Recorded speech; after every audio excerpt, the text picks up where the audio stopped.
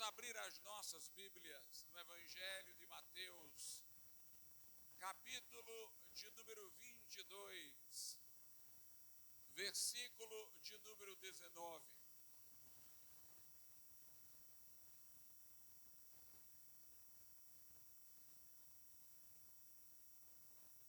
Mateus, capítulo de número 22, o versículo de número 19.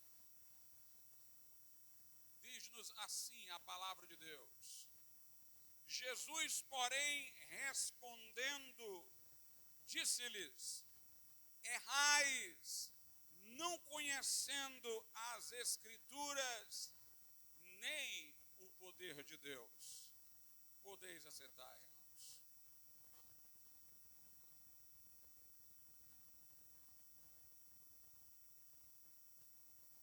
Aqui nós temos uma afirmação de Jesus, dentre tantas outras que ele fez,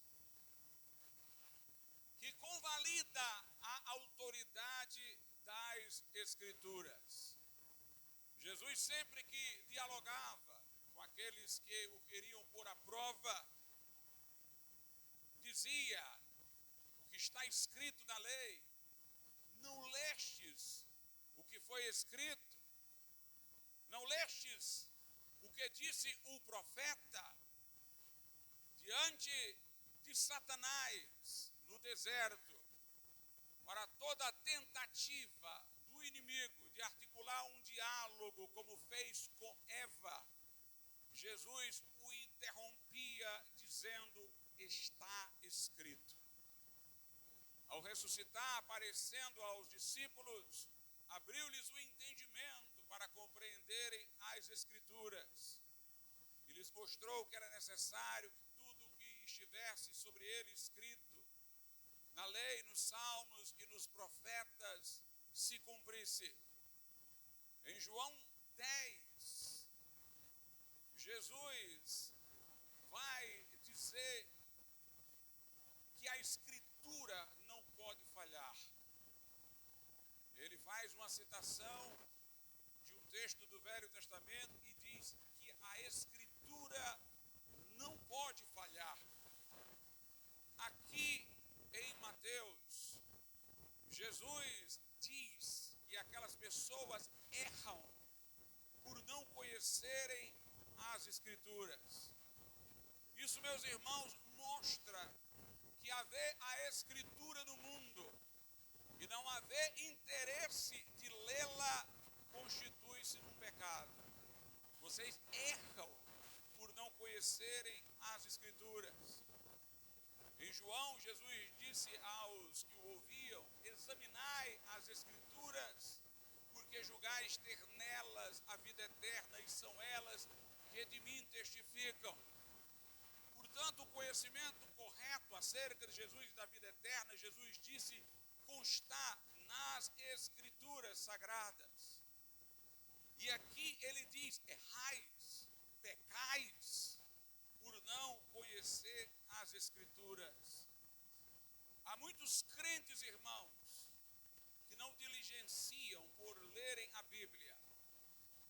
Ficaram acostumados apenas a ouvir alguém expor as Escrituras nos cultos, na escola dominical, mas em suas casas não estão lendo, como o salmista o disse, meditando nela de dia e de noite. Há muitos que já têm anos de crente e não leram a Bíblia toda sequer uma vez. Eu quero dizer para os irmãos nessa noite que, de acordo com a afirmação de Jesus, não ser atento à leitura das Escrituras, desconhecê-la, não procurar saber o que ela diz, constitui-se numa transgressão, num pecado. Mas Jesus diz: errais, não conhecendo as Escrituras e nem o poder de Deus. Deus está agindo sobre a terra. O poder de Deus está ativo sobre a terra. Inclusive, temos uma promessa específica para a igreja, em Atos 8. Recebereis poder ao descer sobre vós o Espírito Santo. E sereis minhas testemunhas, tanto em Jerusalém como em toda a Judéia e Samaria e até os confins da terra. O poder de Deus, o poder do Espírito Santo está em nós. Os dons espirituais não são talentos naturais, meramente consagrados ao serviço de Deus. São dons sobrenaturais, são dons, capacitações do Espírito Santo. Alguém que pode não ter nenhuma predisposição para ser usado numa determinada área em sua constituição psíquica natural, poderá fazê-lo, porque o poder do Espírito sobre ele o capacitou a agir fora daquilo que é da sua naturalidade. Portanto, quando nós falamos da salvação, do batismo no Espírito Santo, dos dons espirituais, nós estamos falando de coisas sobrenaturais. Nós estamos falando de manifestações do poder de Deus. Mas note que Jesus aqui colocou uma ordem. Ele disse: errais, não conhecendo as Escrituras e nem o poder de Deus. Portanto, nós devemos tanto conhecer o que Deus disse em sua palavra, como nós devemos conhecer por experiência o poder de Deus. São dois conhecimentos distintos. Um nos está disponível através da leitura. O outro, nós temos a experiência. Nós conhecemos o poder de Deus por experiência. Paulo diz na carta aos Coríntios que o reino de Deus não consistia em palavras, mas em poder. E que Paulo queria estar com eles para que eles conhecessem o poder de Deus. Nós conhecemos o poder de Deus não pelo registro de que este poder de Deus operou, mas pela presença ativa deste poder em nós, pela operação presente do poder de Deus. Embora Jesus aqui esteja dizendo que existem estes dois conhecimentos, o das Escrituras e o do poder de Deus, ele estabelece uma ordem. Primeiramente, as Escrituras, depois o poder de Deus. Errais por não conhecer as Escrituras e o poder de Deus em seguida. Porque, meus irmãos, há pessoas que equivocadamente pensam assim, que o poder de Deus não tem nada a ver com a Escritura. Eles ressaltam a importância da Escritura, mas quando vão falar do poder de Deus, numa pretensa linguagem piedosa, eles dizem que Deus pode fazer muito além do que a palavra de Deus nos informa, que o poder de Deus não pode ser submetido a regras, assim falam, como se o poder de Deus fosse selvagem. Ele não está dentro de princípios, de regras, porque Deus é soberano. Em parte isto é verdade, por isso que eu digo que a linguagem é piedosa. Nós realmente não podemos antecipar ou prever o que Deus há de fazer. Ele faz na hora que quer e faz do modo que quer. Mas ele estabeleceu em sua palavra a revelação dos princípios do seu agir. E nós devemos, irmãos, não dissociar a Escritura do poder de Deus.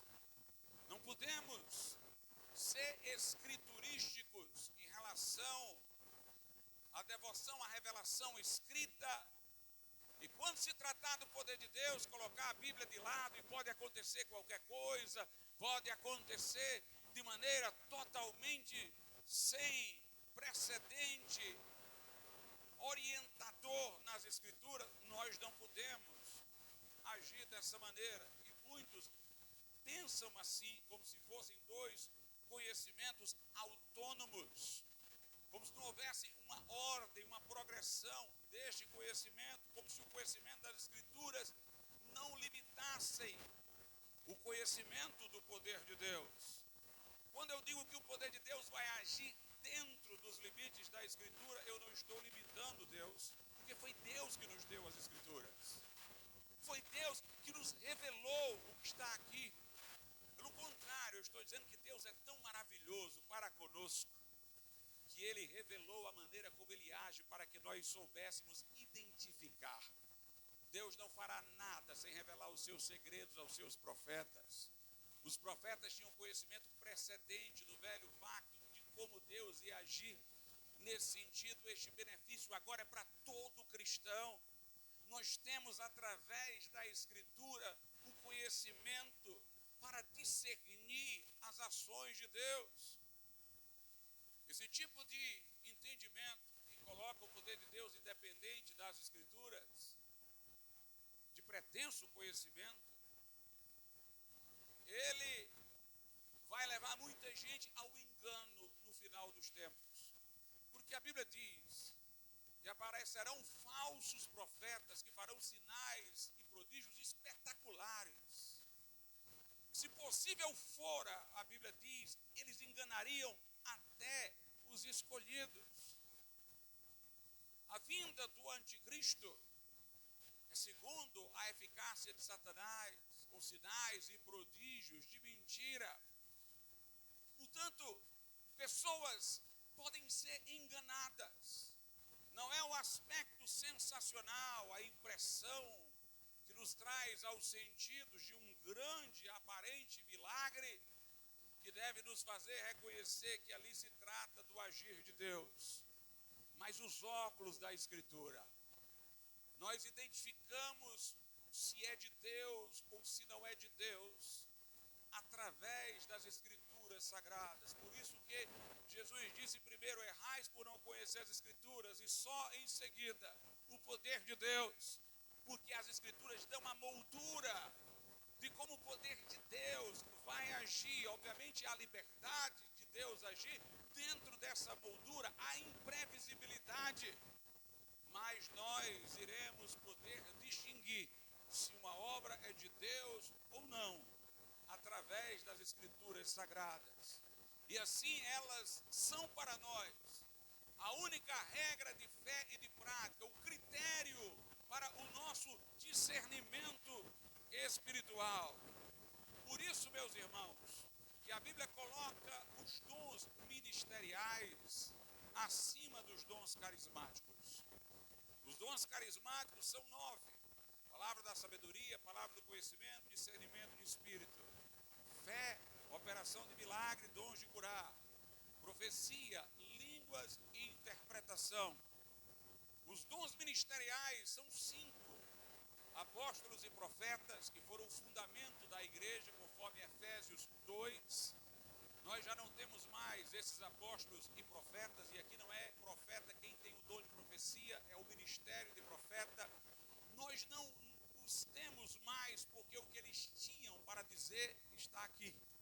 Eles eram órgãos da revelação, mas a revelação foi concluída no Novo Testamento. Paulo fala daquilo que esteve oculto nos séculos e agora se revelou aos santos apóstolos e profetas.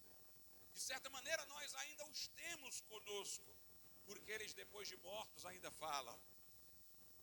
Mas o que eles tinham para dizer, o que eles serviam no propósito de Deus, é para trazer aquilo que está agora no Novo Testamento.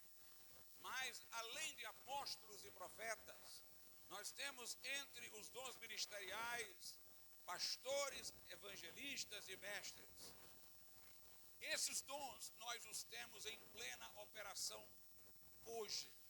São dons ordinários. Precisamos de pastores para as igrejas, de evangelistas que abram novos campos, de mestres para instruir na revelação que nos deram os apóstolos e os profetas. A Bíblia Sagrada mostra, irmãos, que estes dons ministeriais estão acima dos dons carismáticos, porque estes pastores, evangelistas e mestres trabalham com as escrituras sagradas e, portanto, instruem a igreja para ela saber como o poder de Deus opera, como o poder de Deus deve ser buscado. Lá em Efésios, no capítulo de número 4, a Bíblia Sagrada diz assim, a partir do verso de número 11, e ele mesmo, quer dizer, Jesus, deu uns para apóstolos e outros para profetas, e outros para evangelistas, e outros para pastores e doutores, que são os mestres. Aí o verso 12 diz, querendo o aperfeiçoamento dos santos para a obra do ministério, para a edificação do corpo de Cristo, até que todos cheguemos à unidade da fé e ao conhecimento do Filho de Deus, a homem perfeito, à medida da estatura completa de Cristo, para que não sejamos mais meninos inconstantes, levados em roda por todo o vento de doutrina, pelo engano dos homens que com astúcia enganam fraudulosamente. Os ministros da palavra, eles preparam a igreja, aperfeiçoam os santos para integrá-los ao seu ministério, para fazer dos santos, dos membros da igreja, uma extensão, braços do seu ministério para a edificação do corpo. Eles instruem para que o serviço que a igreja presta a Deus seja adequado, conforme a palavra, para que os crentes não sejam levados ao redor por todo o vento de doutrina, pelo engano daqueles que com astúcia são fraudulentos. Nós vemos, irmãos, a importância da instrução sobre as ações de Deus em Atos 19, por exemplo. Atos 19, a partir do verso 1, diz assim: e sucedeu que, enquanto Apolo estava em Corinto, Paulo, tendo passado por todas as regiões superiores, chegou a Éfeso, e achando ali alguns discípulos, disse-lhes: recebestes vós já o Espírito Santo quando crestes? E eles disseram-lhe: nós nem ainda ouvimos que haja Espírito Santo. Perguntou-lhes então: em que sois batizados então? E eles disseram: no batismo de João.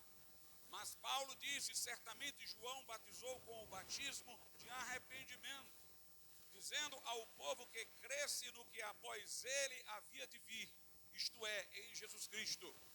E impondo-lhes Paulo as mãos, veio sobre eles o Espírito Santo, e falavam em línguas, e profetizavam, e estes eram ao todo uns 12 homens.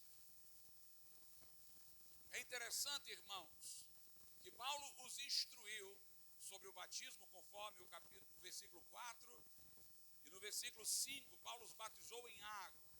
E os que ouviram foram batizados em nome do Senhor Jesus.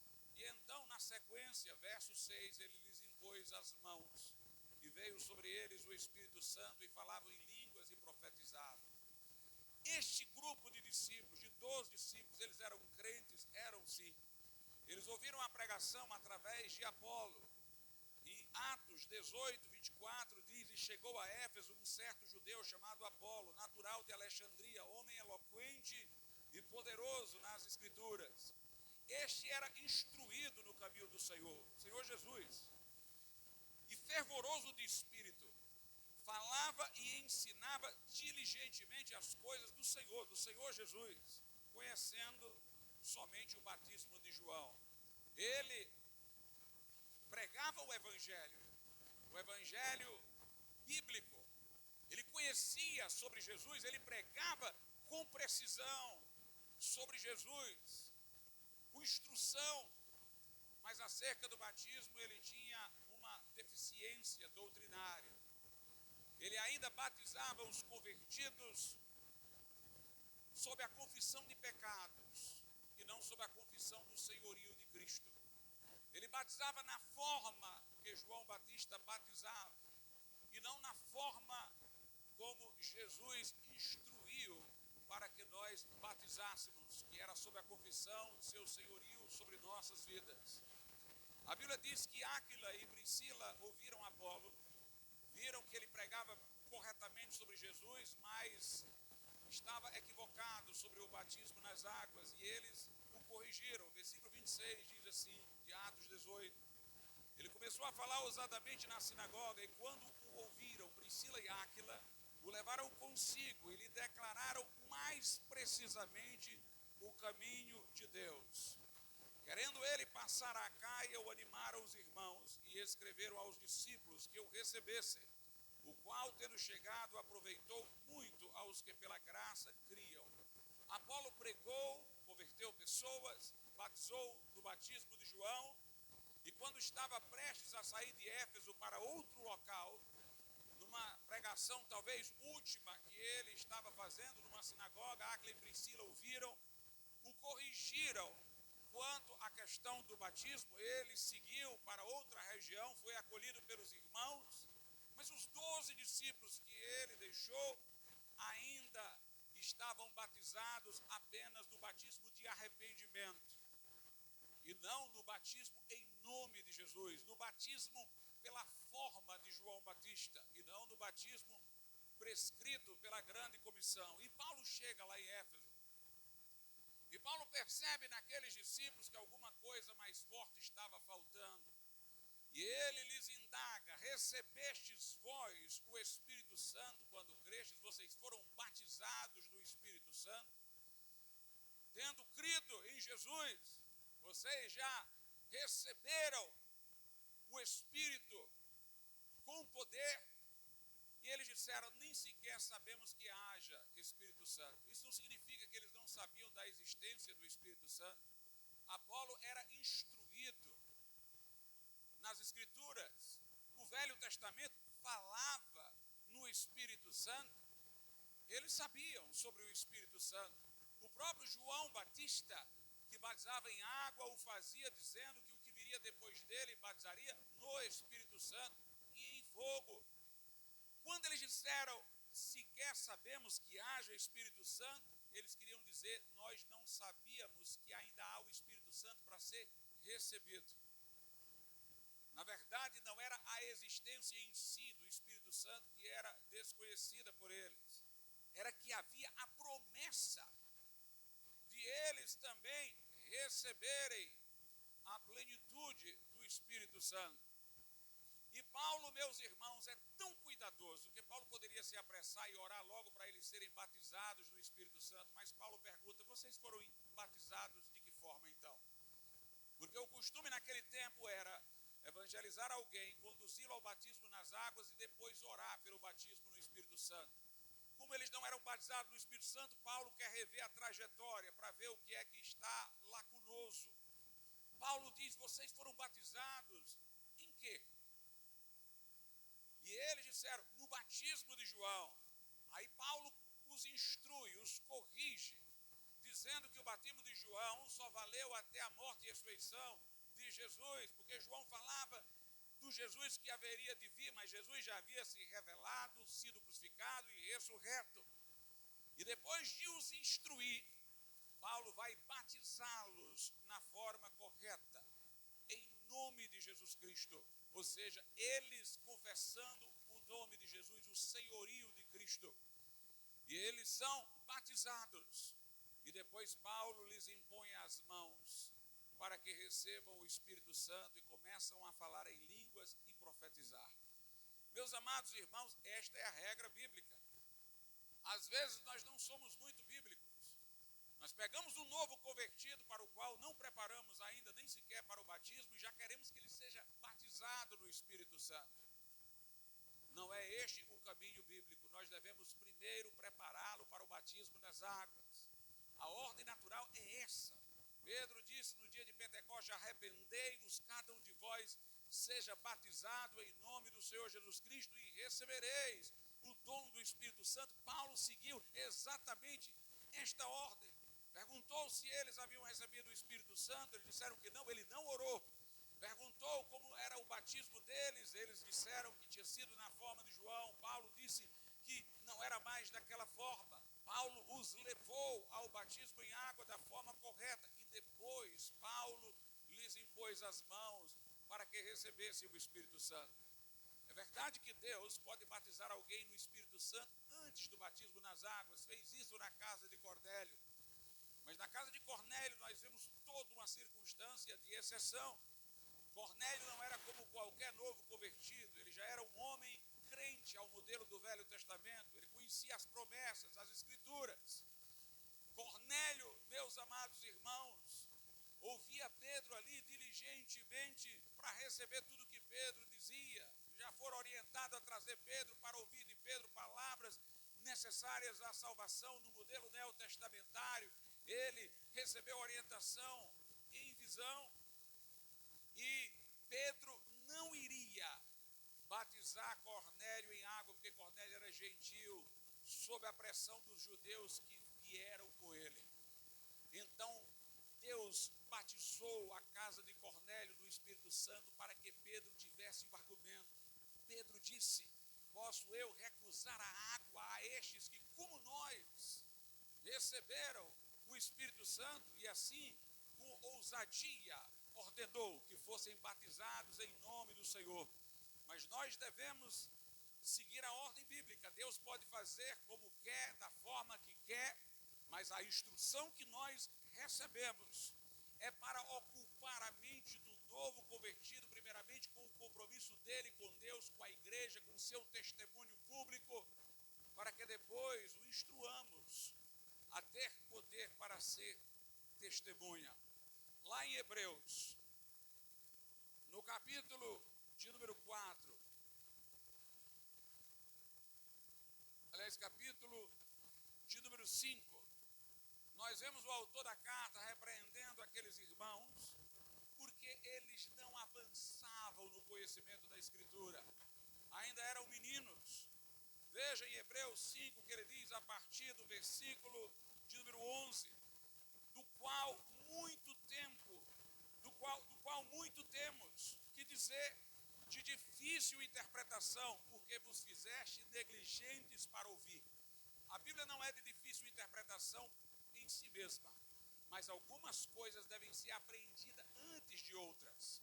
Se a escada não for seguida, então quem quer conhecer lá na frente sem ter conhecido as bases vai achar difícil. E o autor da carta aos Hebreus está dizendo que o que ele tinha para dizer era de difícil interpretação, porque eles haviam sido negligentes com o que já tinha sido ensinado a eles.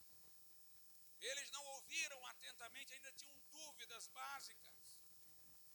E, portanto, as coisas mais avançadas ficaram de difícil interpretação. No verso 12 ele segue: porque devendo já ser mestres pelo tempo, ainda necessitais de que se vos torne a ensinar quais sejam os primeiros rudimentos das palavras de Deus.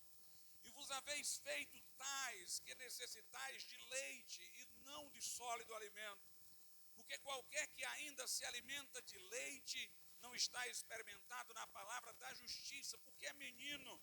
Mas o mantimento sólido é para os perfeitos, os quais, em razão do costume ou da prática com a palavra, têm os sentidos exercitados para discernir tanto o bem como o mal.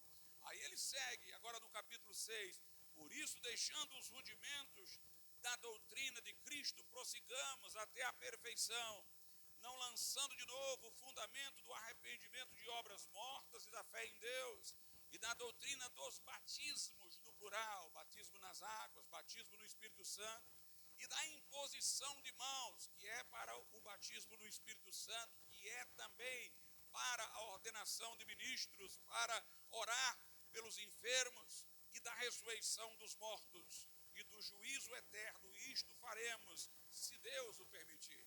Veja que há uma ordem no ensino. a ser seguida, há uma progressão de conhecimento. Nós lemos lá na primeira carta de Paulo aos Coríntios, capítulo de número 12, o seguinte, no versículo de número 1.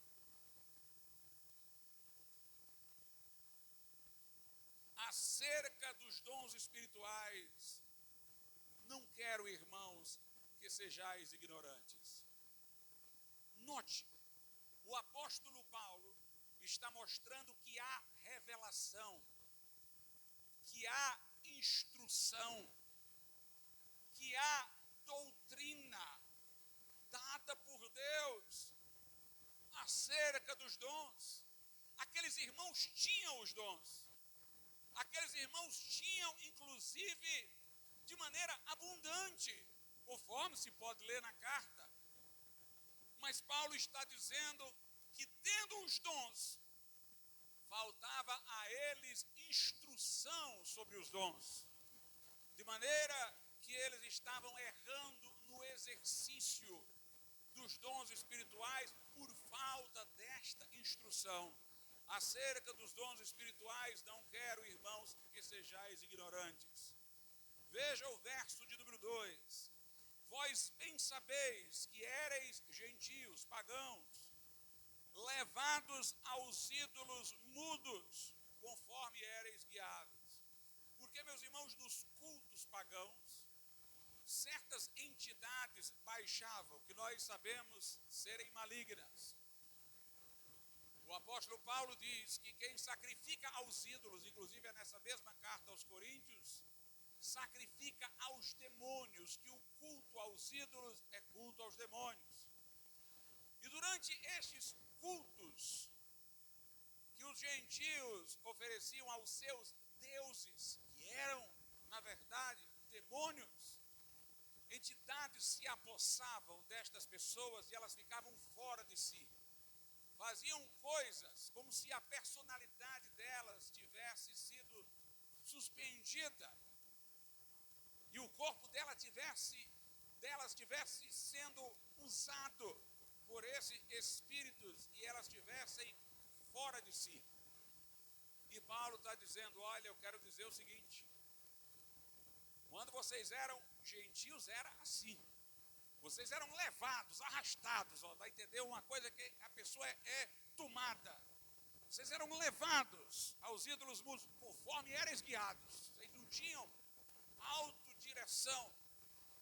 Mas não é assim com o Espírito Santo. O Espírito Santo é uma pessoa. O Espírito Santo age em nós com a nossa cooperação. Mesmo no dia de Pentecostes, a Bíblia descreve com muita singeleza, eles começaram, os discípulos, a falar em outras línguas, segundo o Espírito lhes concedia que falassem. O Espírito dava a capacitação e eles tomavam a iniciativa, uma cooperação conjunta, consciente, participativa. Nós vemos hoje, por exemplo, irmãos, em muitos lugares, pessoas com manifestações estranhas. Elas fazem certos gestos, chiados, sapateados, que não parecem uma externação de alegria. Nós entendemos que é possível alguém, debaixo da ação de Deus, estar tão alegre que sai como Davi dançando com todas as suas forças, como Miriam ali no meio do povo, celebrando a abertura do Mar Vermelho, o roxo que entrou pulando no templo depois que foi curado. Nós entendemos isso, faz parte da história pentecostal, essa grande alegria de saltar como bezerro na estrebaria. Mas, notadamente, nós percebemos quando uma pessoa está agindo assim, porque está alegre, está tomada de alegria, e ela sai pulando, ela sai vibrando, é a alegria do Senhor em seu coração. Mas, em alguns lugares, não parece uma externação de alegria, porque tem um ritmo, tem um padrão de repetição, parece um ritual. E para quem conhece os cultos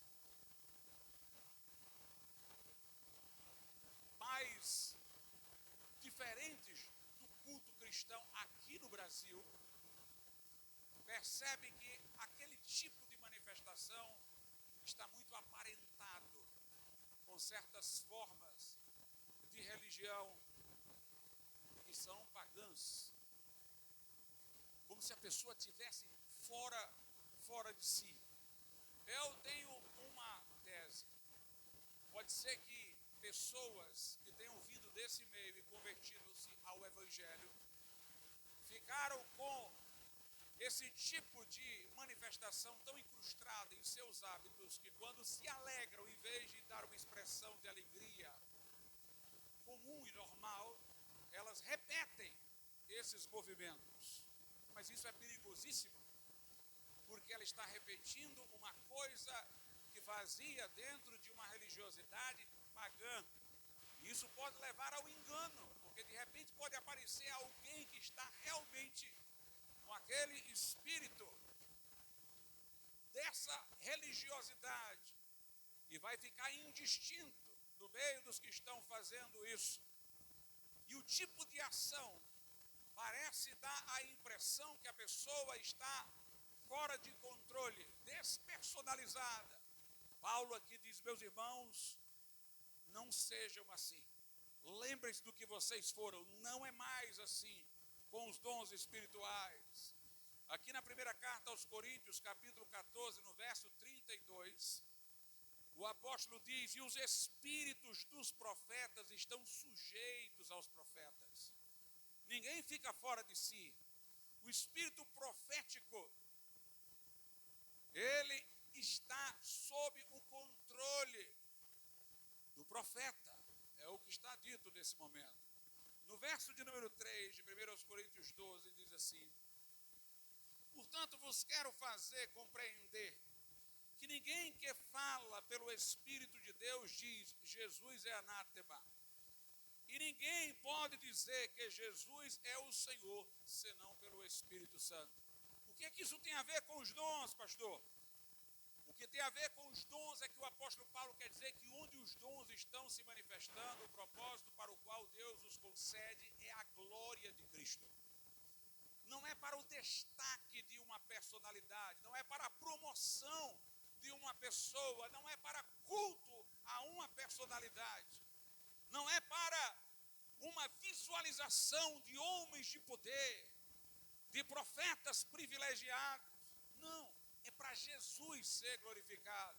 Se a atenção vai para o homem, se os olhos se prendem ao homem, se a ansiedade de vir de novo para o culto é por causa daquele homem, tem alguma coisa errada. Porque o Espírito Santo glorifica a Cristo. Jesus disse: quando vier o Consolador, Ele me glorificará, porque receberá do que é meu. Eu até disse, irmãos, recentemente aqui, e repito, em várias oportunidades, pregando, me veio uma profecia.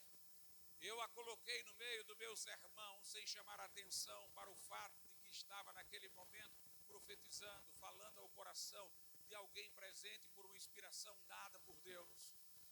Não me interessa destacar o momento, ou que eu tenha o dom. O que me interessa é a edificação. Os dons não foram dados para que nós sejamos notados, mas para que pessoas sejam edificadas.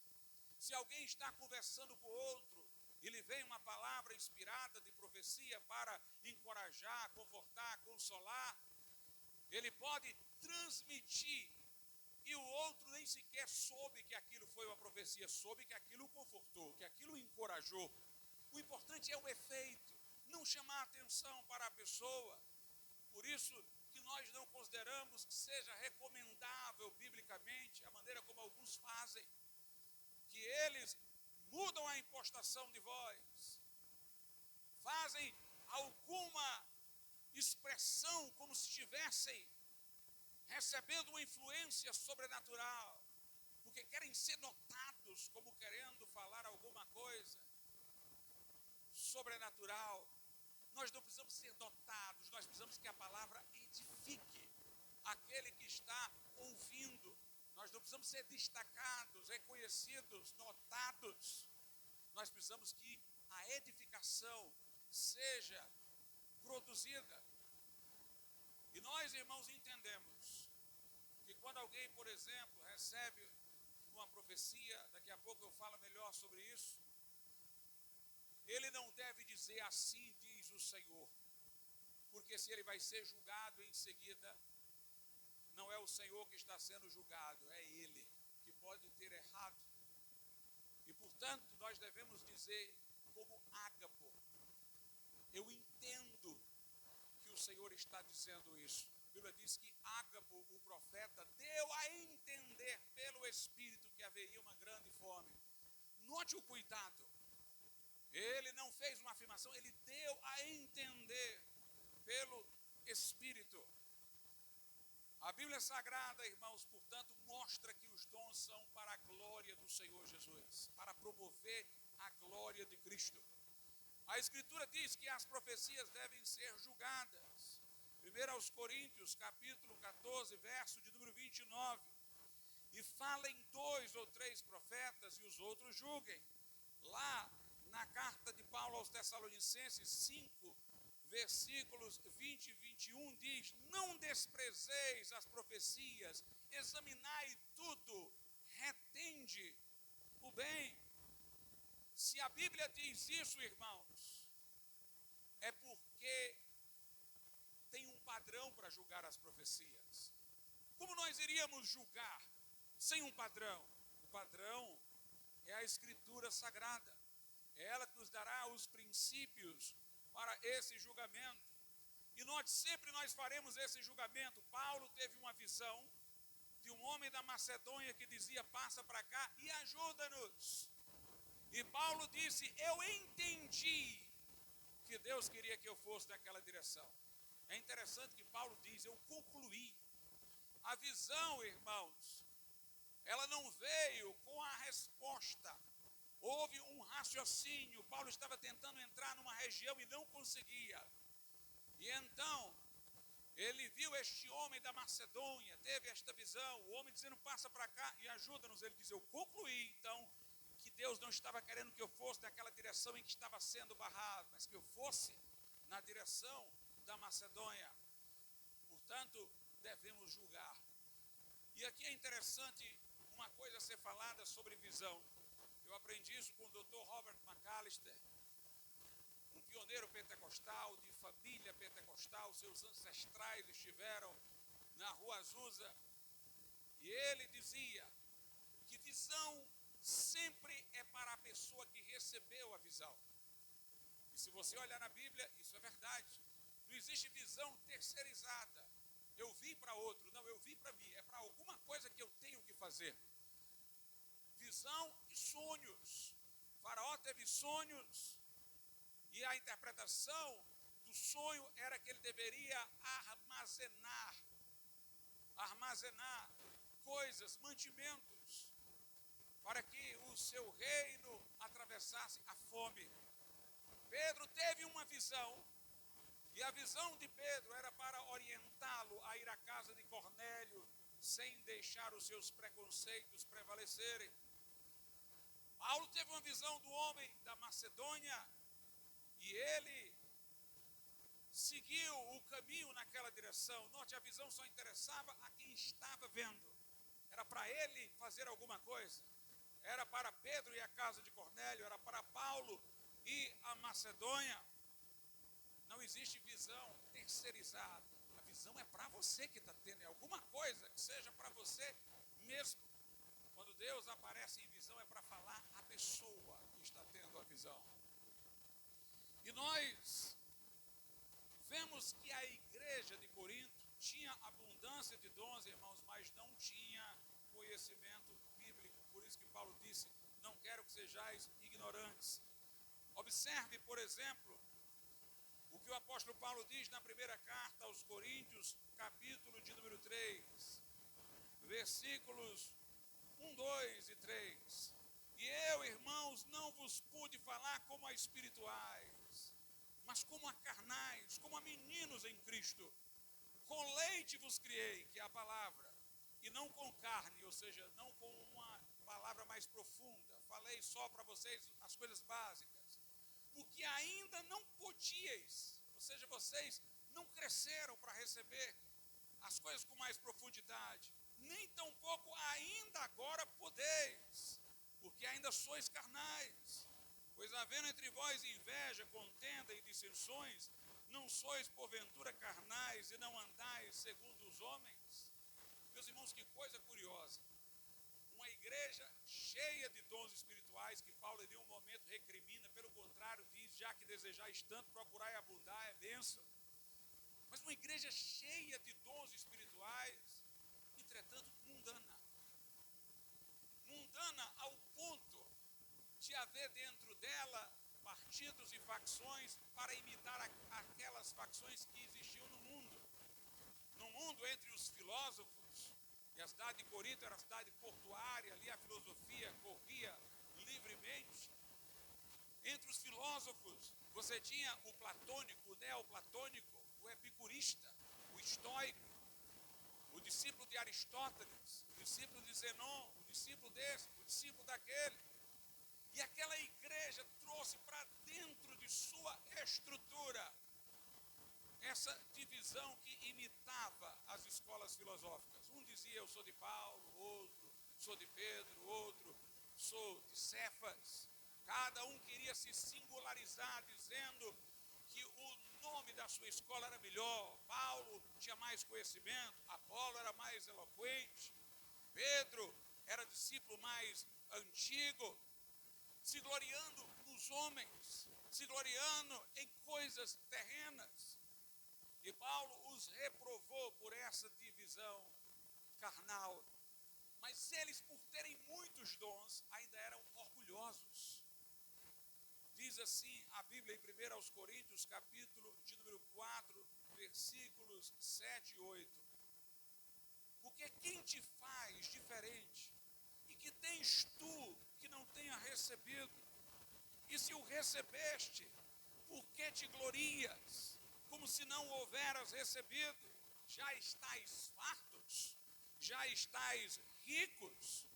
Sem nós reinais, quer dizer, vocês entraram no milênio na frente da gente e quiseram reinar-se, para que também nós viéssemos a reinar convosco. E Paulo vai insistir na prioridade das Escrituras. Veja aí 1 Coríntios 4, a partir do 6. Aliás, a partir do 6 não, o 6. Está antes disso que eu acabei de ler.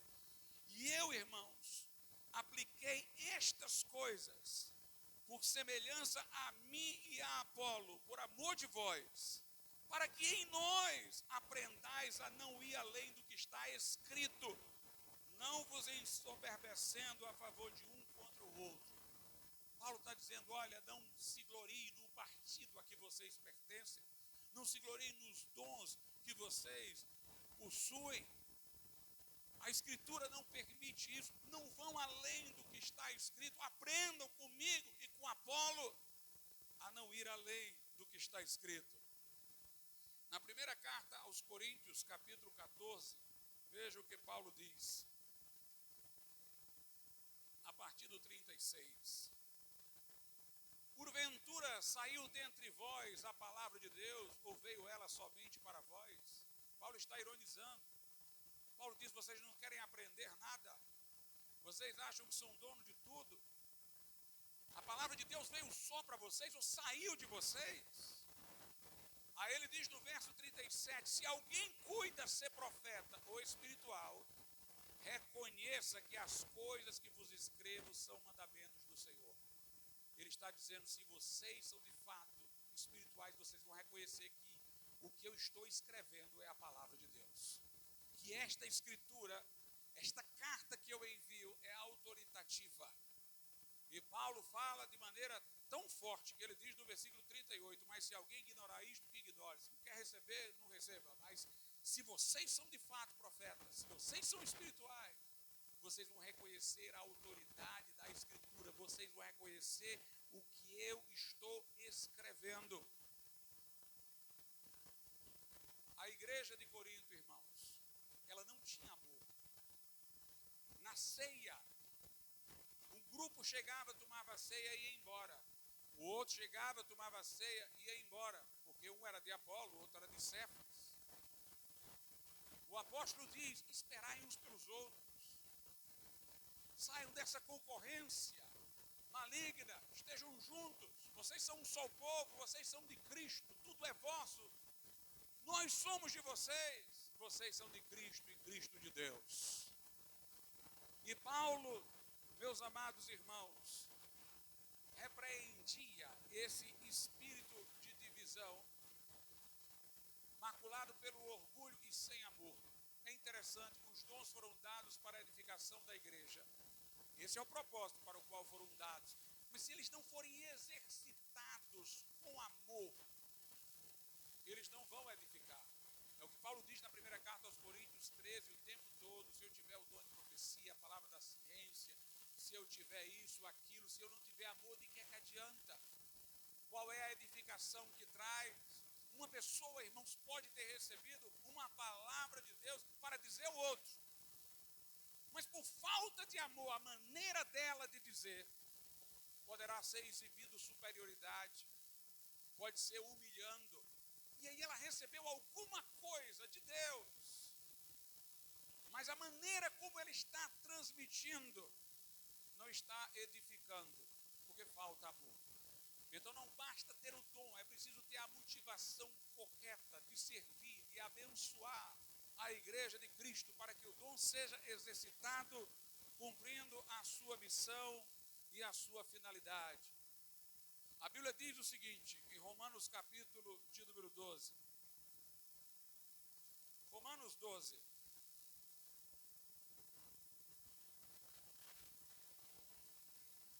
Romanos 12 diz o seguinte, no versículo de número 6. De modo que, tendo diferentes dons, segundo a graça que nos é dada, se é profecia, seja ela segundo a medida da fé. Ou conforme a tradução usada pelos reformadores, segundo a analogia da fé. Como é que isso aqui era entendido pelos reformadores e deve ser entendido por nós? Ele está dizendo que se alguém tem o dom de profecia, deve exercitar o dom de profecia de acordo com o conhecimento que tem das Escrituras. Essa fé aqui é a fé doutrinária, é a confissão da igreja de fé, é o que a igreja crê. Ou seja, você vai exercer o dom de profecia no limite do conhecimento bíblico que você possui. Porque, meus irmãos, quando o dom de profecia se manifesta, não vem à nossa boca palavras prontas. Se viesse, seria uma inspiração verbal, igual aquela que os autores da Bíblia tiveram. Se viessem as palavras prontas na nossa boca, então não haveria necessidade de julgamento. Quem somos nós para julgar o que Deus está falando? O que nós temos no dom de profecia são impressões. O Senhor traz impressões ao nosso espírito. E a gente interpreta essas impressões que estamos recebendo. E quando vamos transmitir, nós transmitimos na linguagem que temos. Uma vez eu vi uma pessoa dizendo assim: eu não acredito que aquele irmão foi usado no dom de profecia, porque quando ele foi falar, falou um português errado, e Deus, ao onisciente, sabe, vai falar sempre certo. Ele estava equivocado, o irmão, por mais zeloso que fosse.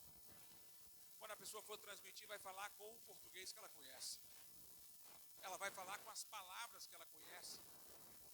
Ela vai interpretar o que Deus está falando, tanto melhor quanto mais conhecimento da Bíblia ela tiver. Ela vai poder transmitir com maior clareza quanto mais conhecimento da Bíblia ela tiver. Junto com a profecia, que é a impressão dada por Deus, vem as palavras da própria pessoa, a interpretação que ela está dando, vem o uso da Bíblia, que ela pode estar referenciando o que ela está dizendo para esse uso da Bíblia. E é por isso que nós vamos julgar. Nós vamos julgar para tentar ver onde ela interpretou corretamente. Para ver se o que ela está dizendo pode ser algo de Deus e ela não disse tão bem, por causa do limite do conhecimento bíblico que ela tem, que levou ela a escolher mal as palavras, dar uma interpretação meia turva ao que Deus estava dizendo. Por isso que a Bíblia diz: examinai tudo e retende o bem, indicando que alguma coisa pode ficar de fora. Portanto, quanto mais você souber a Escritura, melhor. Você vai poder julgar a sua profecia antes de ser julgado pelos outros. Você vai poder dizê-la, fazendo o seu próprio juízo criterioso antes, para refinar o que vai dizer.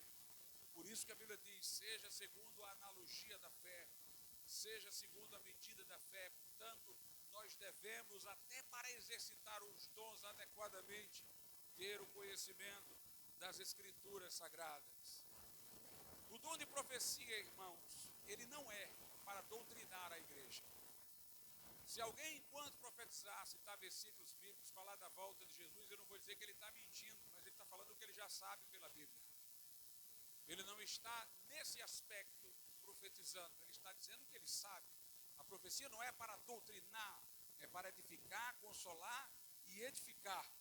Lá em 1 Coríntios, no capítulo de número 14, a Bíblia diz no verso de número 3: mas o que profetiza, fala aos homens, para edificação, exortação e consolação. Meus irmãos, profecia não é para trazer medo a ninguém, porque profecia só diz coisa boa. Exortação, não confundam com admoestação. Tem crente que confunde. Houve um uso errado da palavra do meio dos crentes, e exortar seria dar um carão, repreender. Mas olhe no dicionário, meu irmão. Exortar significa encorajar. O objetivo da profecia é encorajar, consolar, edificar. Não é perturbar o meu sono de noite, não. É trazer confirmação do meu chamado. Paulo teve confirmação do seu chamado de pastor no dia de sua ordenação por uma profecia. Paulo e Barnabé tiveram confirmação do seu chamado através de uma profecia. É verdade que Paulo dizia que de cidade em cidade o Espírito Santo falava das tribulações porque ele ia passar, mas era de maneira confortadora, para prepará-lo, para ele não ser surpreendido com aflições, sem estar preparado. O Espírito Santo, através de irmãos, dizia aquilo pelo que ele ia passar, mas acrescentava-se palavras de conforto e de encorajamento. A profecia é para encorajar, não é algo sombrio, não é algo que traz uma ansiedade, é algo para trazer confirmação, força e consolação. É o que é dito aqui. Por isso difere da doutrina. A doutrina é instrução, é ensino, é conhecimento daquilo que devemos crer, do que devemos praticar universalmente como crentes. A Bíblia distingue profecia e doutrina aqui em 1 Coríntios 14, versículo 6. E agora, irmãos, se eu for ter convosco, falando em línguas, que vos aproveitaria se não vos falasse ou por meio da revelação, ou da ciência, ou da profecia, ou da doutrina. Note a diferença. A profecia não é para doutrinar, a palavra é para doutrinar. A profecia é para edificar, consolar e encorajar. A Bíblia faz uma diferença clara entre línguas e profecias. 1 Coríntios capítulo 14, a partir do verso de número 1. Segui o amor e procurai com zelo os dons espirituais, mas principalmente o de profetizar. Porque o que fala língua desconhecida não fala aos homens, senão a Deus.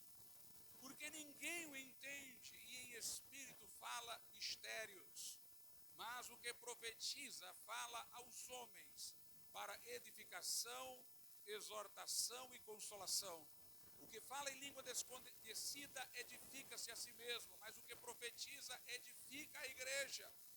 E eu quero que todos vós faleis em línguas, mas muito mais que profetizeis, porque o que profetiza é maior do que o que fala em língua, a não ser que também interprete, para que a igreja receba edificação. Meus irmãos, está claro no versículo de número 2, Quando nós falamos em línguas, o sentido é da terra para o céu. O que fala em línguas não fala aos homens, ele não está falando com as pessoas, ele está falando com Deus. O que você fala em línguas ou é uma oração, ou é uma expressão de louvor. Ninguém entende. Mas pastor, quando tem o dom de interpretação, não entende? Não, ninguém entende. Porque o dom de interpretação foi Deus que deu a interpretação, não foi alguém que entendeu. Além disso, o dom nem sequer é de tradução. Aquelas palavras não têm tradução, porque elas excedem o vocabulário humano comum. O que nós temos é interpretação, é uma tentativa de dizer da forma como se pode transmitir nos limites do nosso vocabulário o que foi dito em línguas. Mas ninguém entende. Só aquele a quem Deus quer dar o entendimento limitado pelo dom de interpretação, que não é igual a uma tradução. Quem fala em línguas não fala aos homens, fala a Deus. E quem profetiza, fala aos homens, para edificar, encorajar e consolar. Tem um ensino muito difundido nos meios pentecostais, errôneo, porque não tem base e sustentação bíblica, de que as línguas mais interpretação dão uma profecia. Que quando alguém fala em línguas e interpreta, a interpretação é Deus falando com a igreja, falando com alguém. Nós não temos base bíblica para isso. Note, em 1 Coríntios 14:1, segui o amor e procurai com zelo os dons espirituais, mas principalmente o de profetizar. Se línguas mais interpretação fosse profecia, ele diria principalmente o de profetizar e o de línguas com interpretação, porque daria no mesmo. Mas ele fala só do de profetizar, porque línguas interpretadas não são a mesma coisa que uma profecia. É claro o texto. O versículo 2 diz: que fala em línguas desconhecidas, não fala aos homens, senão a Deus. Verso 3 diz: mas o que profetiza, fala aos homens, para edificação, exortação e consolação. Note no versículo 5: e eu quero que todos vós faleis em línguas, mas muito mais que profetizeis, porque o que profetiza é maior do que o que fala em línguas, a não ser que também interprete para que a igreja receba edificação. Quando a língua é interpretada, a igreja recebe edificação, mas não recebe consolação e nem recebe exortação. E o que mais pode edificar do que a oração? Lá em Judas diz: edificando-vos a vós mesmos, orando no Espírito. A oração edifica, o louvor edifica, mas a oração não tem o papel de encorajar, a não ser indiretamente, e nem o papel de consolar.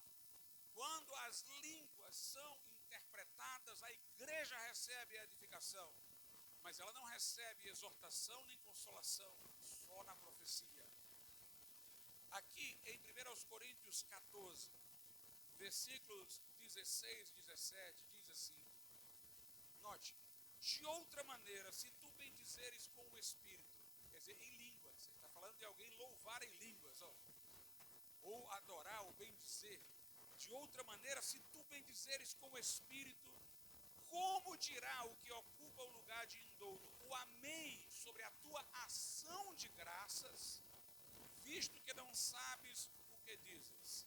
Então ele está dizendo que é importante a interpretação para que o meu irmão possa dar o amém às minhas ações de graças. Ele está dizendo que quando eu falo em línguas, eu estou bendizendo, eu estou adorando. E é necessária a interpretação para que o meu irmão possa dar o amém. Não é para que ele seja, no sentido de uma profecia, consolado, encorajado. É para que ele possa acompanhar a minha oração e dizer o amém. O que às vezes acontece é o que aconteceu em Éfeso. Em Atos 19, Paulo impôs as mãos sobre os discípulos de Éfeso e eles falavam em línguas e profetizavam. Note, eles falaram em línguas e depois profetizaram, não foi interpretação. E às vezes pode ser que uma pessoa fale em línguas, comece a profetizar e pense que a sua profecia é a interpretação das línguas. Até porque o falar em línguas, irmãos, mobiliza o espírito profético. Por isso que diz o verso 5, e eu quero que todos vós faleis em línguas, mas muito mais que profetizeis.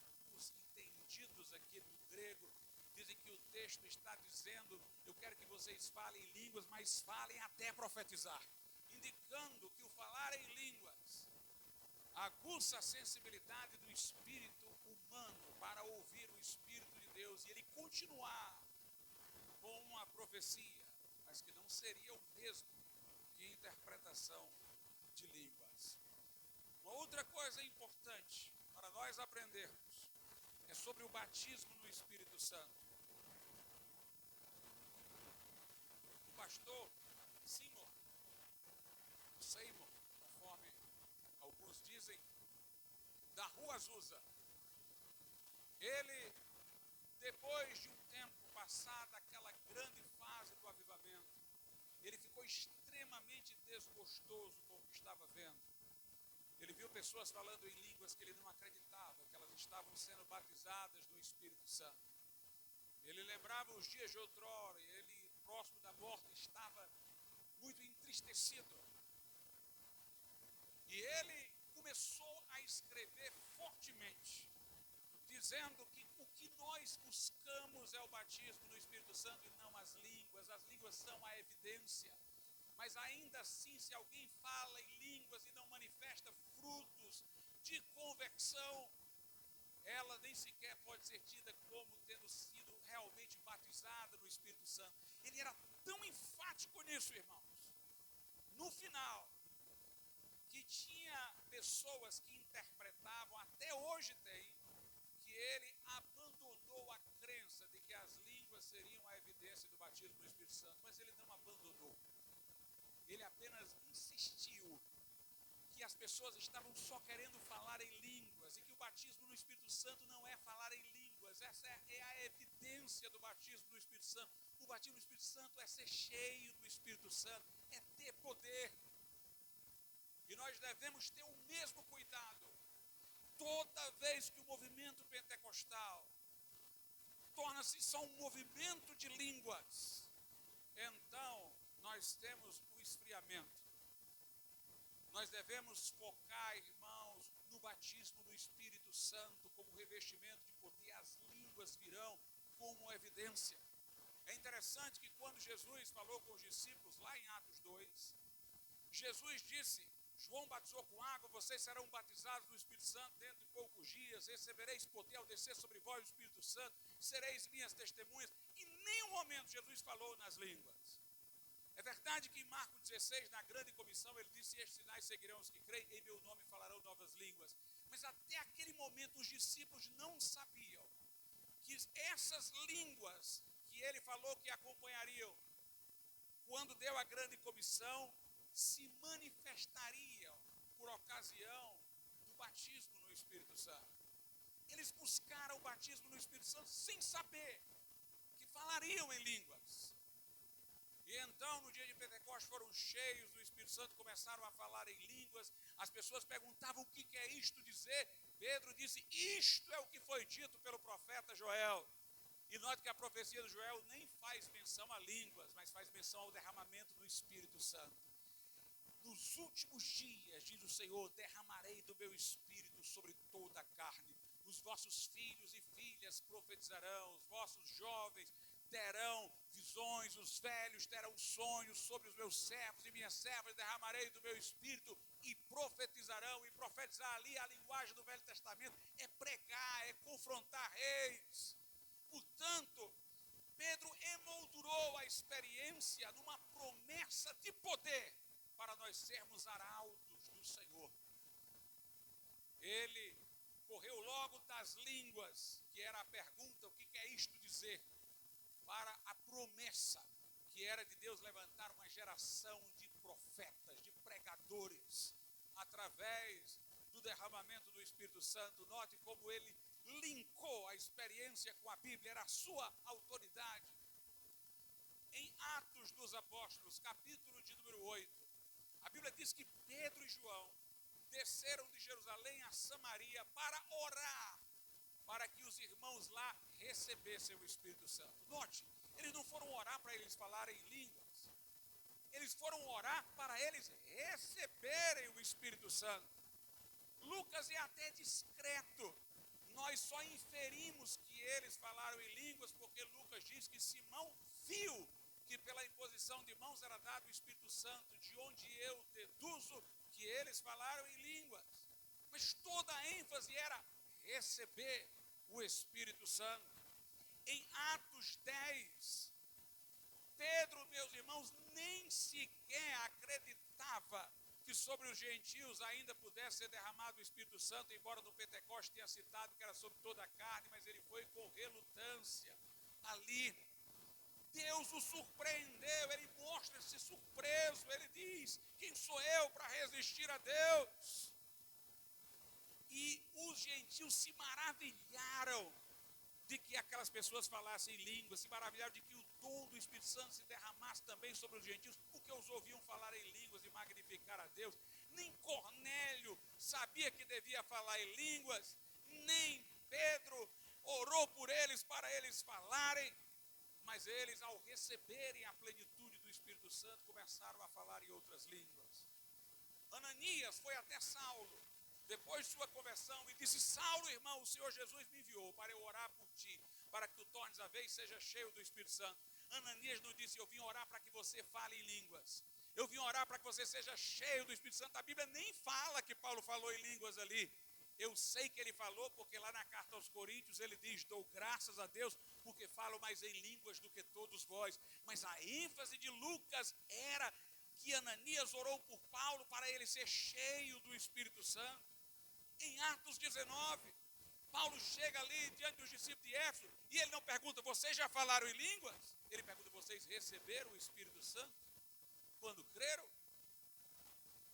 E Paulo então, depois de batizá-los adequadamente, impõe as mãos sobre eles e ora para vir sobre eles o Espírito Santo. E curiosamente eles falaram em línguas como evidência, mas foram mais além e começaram a profetizar. Alguma coisa mais aconteceu. A Bíblia Sagrada diz: procurai com zelo profetizar, mas ela não diz procurai com zelo falar em línguas. Ela diz: procurai com zelo o profetizar e não proibais o falar em línguas. As línguas vêm combatir no Espírito Santo, eu só não vou impedi-las. O que eu tenho que procurar são os dons. Lá em 1 Tessalonicenses 5, a Bíblia diz: não apagueis o Espírito, quer dizer, não impeçam as línguas e não desprezem a profecia. Se eu proibir de falar em línguas, eu extingo o Espírito, porque essa é a sua evidência. Mas o que eu busco é o poder do Espírito Santo de Deus, irmãos. Nós não somos um movimento de línguas, embora as línguas se manifestem. Nossa busca é do poder do Espírito Santo. Nossa ênfase tem que ser no poder do Espírito Santo. Simon disse que quando começaram a enfatizar só línguas, ele disse: eu comecei a ver simulações e disfarces. Nós temos que enfatizar é o poder do Espírito Santo de Deus. Note, precisamos da Escritura para ter todas essas orientações que eu exponho nessa noite. Paulo, quando vai orientar Timóteo, enfatiza a importância da Escritura. 1 Timóteo, capítulo de número 4, veja o que Paulo diz, no verso 6, propondo estas coisas aos irmãos, serás bom ministro de Jesus Cristo, criado com as palavras da fé e da boa doutrina que tem seguido. A partir do verso 11, manda estas coisas e ensina-as. Ninguém despreze a tua mocidade, mas seja exemplo dos fiéis na palavra, no trato, no amor, no espírito, na fé, na pureza. Persiste em ler, exortar, ensinar até que eu vá. Não desprezes o dom que há em ti, que te foi dado por profecia, com a imposição das mãos do presbitério. Medita estas coisas, ocupa-te nelas, para que o teu aproveitamento seja manifesto a todos. Tem cuidado de ti mesmo e da doutrina. Persevera nestas coisas, porque fazendo isto te salvarás tanto a ti mesmo como aos que te ouvem. Na segunda carta de Paulo a Timóteo, capítulo 4, a partir do verso 1, ele diz: conjuro-te, pois, diante de Deus e do Senhor Jesus Cristo, que há de julgar os vivos e os mortos na sua vinda e no seu reino, que pregues a palavra. instes a tempo e fora de tempo, corrijas, repreendas, exortes com toda a longanimidade e doutrina. Porque virá tempo em que não suportarão a sã doutrina, mas tendo coceira dos ouvidos, amontoarão para si doutores conforme as suas próprias concupiscências, e desviarão os ouvidos da verdade, voltando às fábulas. Mas tu, sê sóbrio em tudo, sofre as aflições, faze a obra de um evangelista, cumpre o teu ministério. A ênfase é no ensino. John Wesley dizia no começo do avivamento, nós tínhamos pessoas gritando por misericórdia, convictas do seu pecado, pessoas bradando de alegria sendo salvas. Com o passar do tempo, ele diz, essas manifestações ficaram cada vez mais raras, mas a palavra continuou se alastrando, vidas continuaram a se converter, vidas continuaram a ser libertas. Meus amados irmãos, a palavra de Deus é viva e eficaz. Nós temos de parar de fazer uma divisão inapropriada. É que a gente fala da Escritura como uma coisa somente acadêmica, de ler. E do poder de Deus como uma coisa em ação, uma experiência vívida. Mas, meus irmãos, a palavra e o poder estão ligados. Paulo diz, a minha pregação não consistiu só em palavras persuasivas de sabedoria humana, mas em demonstração de espírito e de poder. O Espírito toma esta palavra para convencer pecadores do pecado, da justiça e do juízo. Esta palavra que regenera. Nós fomos lavados com a lavagem da água pela palavra. Nós fomos renascidos de semente incorruptível, que é a palavra de Deus. É esta palavra que santifica. Jesus disse em João 15, vós estáis limpos pela palavra que vos tenho falado. Esta palavra, diz a Bíblia em Hebreus 4, ela é viva e eficaz, não é letra morta, não é só acúmulo de informação, ela é viva e eficaz, é mais penetrante que espada aguda de 2 gumes, vai até a divisão da alma, do espírito, das juntas e medulas, e é apta para discernir os pensamentos e intentos do coração. Esta palavra regenera, santifica, ela traz convicção de pecado. Através dela nós podemos fazer o autoexame, porque ela vai no fundo do coração e mostra o que está lá, se está certo ou errado. Nessa palavra nós contemplamos Cristo, meus irmãos. Lá em 2 Coríntios diz que quando o judeu vai para a sinagoga, vê a leitura do Velho Testamento e não enxerga nada, porque não vê Cristo, tem um véu no seu coração. Mas nós que não temos esse véu, percebemos Cristo na palavra, contemplamos Cristo na palavra, encontramos Jesus maravilhoso aqui, e enquanto contemplamos Jesus na palavra, nós somos transformados de glória em glória, na mesma imagem. Jonathan Edwards, o grande avivalista, ia para um bosque, prendia o seu cavalo e começava a meditar em tudo que a Bíblia Sagrada dizia sobre Jesus. Ele dizia, a impressão era tão vívida, eu meditava com tanta absorção, que era como se eu estivesse vendo, era uma visão, era como se Jesus estivesse ali, diante de mim. Nós precisamos ter essa leitura contemplativa, da qual falou o puritano John Owen, da qual falou Jonathan Edwards, da qual falou Martinho Lutero. Nós temos que contemplar o que Jesus fez por nós na cruz, a sua ressurreição vitoriosa, a sua posição à destra de Deus, meditar na sua glória e ser elevado através dessa palavra. Experiências poderosas com Deus nós podemos ter através da palavra. Enéas Tonini dizia que o bom seria a renovação espiritual entre os batistas. Pena que os batistas de lá para cá mudaram tanto. Mas ele dizia, nas searas pentecostais, muitos exageros, excessos, desvios aconteceram. Mas nós batistas temos um legado doutrinário. Nós temos uma posição bíblica sadia. Então o melhor ambiente para o poder de Deus se manifestar entre nós. Porque aqui tem vaso adequado ao vinho. É vinho novo, em odre novo. Nós temos a estrutura. E o poder do Espírito Santo entre nós é que vai colocar-se manifesto da forma esperada, porque nós temos as estruturas bíblicas. Muita coisa foi cometida com boa intenção, mas erradamente, irmãos, por falta de conhecimento das Escrituras Sagradas. Nós precisamos do apoio das Escrituras. Por isso, em seu livro, O Batismo no Espírito Santo, Enéas Tonini reservou um capítulo só para a palavra. Sabe qual era o título? Ele vem falando sobre o batismo no Espírito Santo e ele insere lá um capítulo no livro dele sobre a palavra de Deus, o combustível que alimenta o fogo. Esta palavra é o combustível que alimenta o fogo. O salmista disse: enquanto eu meditava na tua palavra, um fogo se acendeu no meu coração. Eu e pastor Eladio estávamos falando essa semana preocupados, irmãos, com os jovens, porque nós vemos, irmãos, muitas vezes o zelo, que é bom e importante, não deve ser desestimulado, mas falta a palavra, a leitura da palavra, o gosto pela leitura de bons livros que edifique. É preciso ocupar o tempo meditando nas coisas de Deus, aprendendo a palavra de Deus, saindo do leite e entrando no alimento sólido, para ver coisas ainda muito maiores e melhores que Deus pode fazer no nosso meio. Soberano Deus e nosso Pai, aplica a tua palavra, Senhor, aos nossos corações. Dá-nos a diligência por lê-la, aprender, Senhor, os teus oráculos, aprender a tua vontade, Senhor, que contemplemos a Cristo nesta palavra.